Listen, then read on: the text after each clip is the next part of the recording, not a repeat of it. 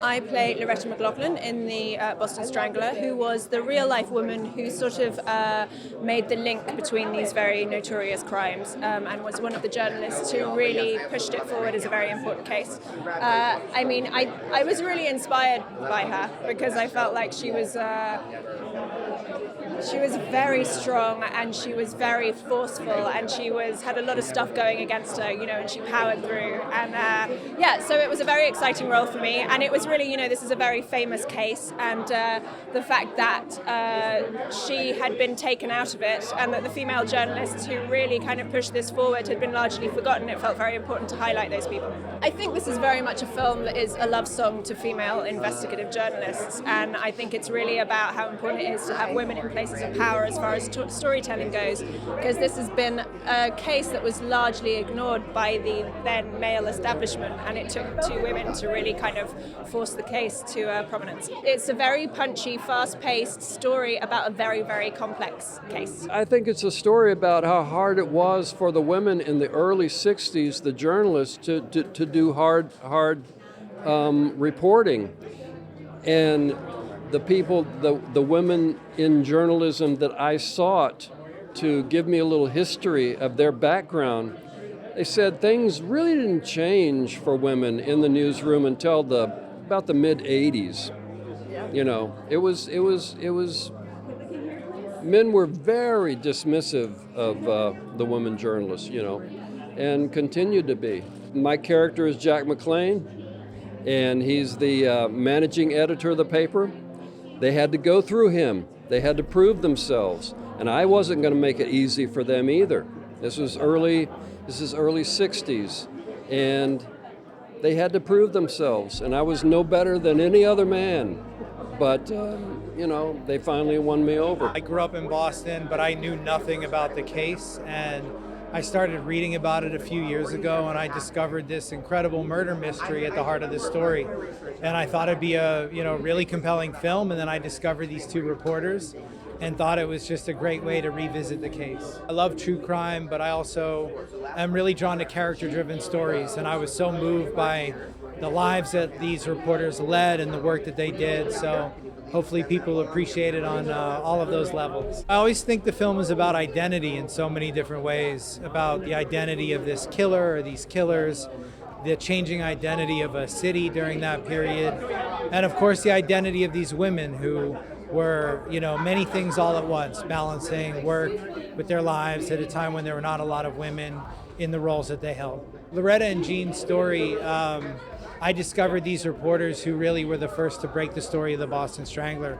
So it's all inspired by real people, by the real case, and hopefully people will enjoy the story. Outside of being a true crime thriller, it's really about, two women breaking the glass ceiling in a, social, political climate where, they were maybe not supposed to do that. It's a thriller in every sense of the word. It's also, a newsroom drama. So the movie's playing with a lot of different genres, and I would definitely say the movie's suspenseful for sure. Well, they are great, strong female characters because they're real women who came up in journalism at a time when it was incredibly male-dominated. There were very few women working in newsrooms, and certainly none covering the crime beat.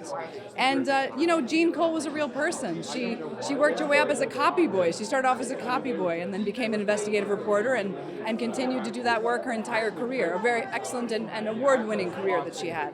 And they were working moms. They were trying to take care of their families and run their households while they were getting death threats covering this case, and they've been largely erased from the narrative of the Boston Strangler, which is the most extraordinary thing about it. Well, it was an honor, of course, to play her, and I really enjoyed being with Keira every day because it really was life imitating art, because we were both working moms trying to be good at our jobs, playing these women who were working moms trying to be good at their jobs, and I really appreciated that, and the fact that we had the opportunity to make sure that these women's story was being told. And I think their families are happy that their names are finally attached to it. Certainly, it's a love song to female investigative journalists because people we need to have people in power telling stories. Certainly whoever's telling the story is in control of the narrative, and they determine where we put our focus. And these were the women who were warning the women of Boston that something was amiss.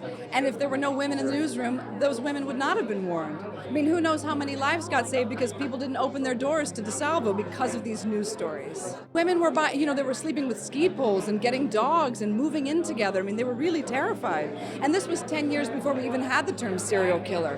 So we didn't even have a way to talk about what was happening. Boston Strangler, it's just such a dark chapter in American history, and the fact that it took so long for people to put the pieces together and start trying to assemble a case to catch this predator who was harming women on an almost daily basis at one point in the 1960s.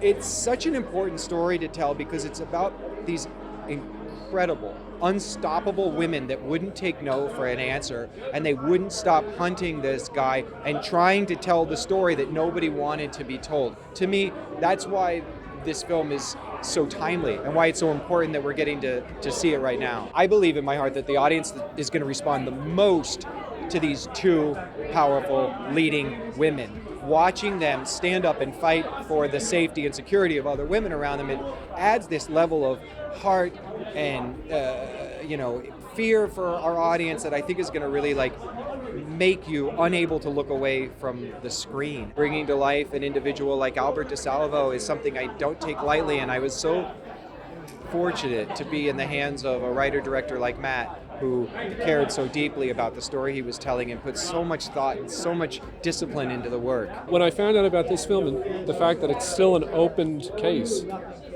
it's frightening. So, that gut, nausea, fear that was pervasive at that time is still a story to be told. And then there's Loretta McLaughlin, Keira Knightley's character, who pushes this investigation through. So again, it's Women's Month. We look at all the glass ceiling she shattered to get to where she was, the job she did, the respect that she got subsequently from the Boston Police Department. It's really compelling. I'd say just the science of it all, the DNA, forensic psychiatry. These are all new and we take them for granted. Loretta McLaughlin was telling the Boston Police Department, hey, he smokes this brand of cigarette, and she's pointing out all these things. She's not a criminologist. She's not an investigator. She's a mom who was on the lifestyles desk and just has this life force to do this. And it was scary. The prospect of going out in the street to report this, it took a lot of guts and a lot of courage.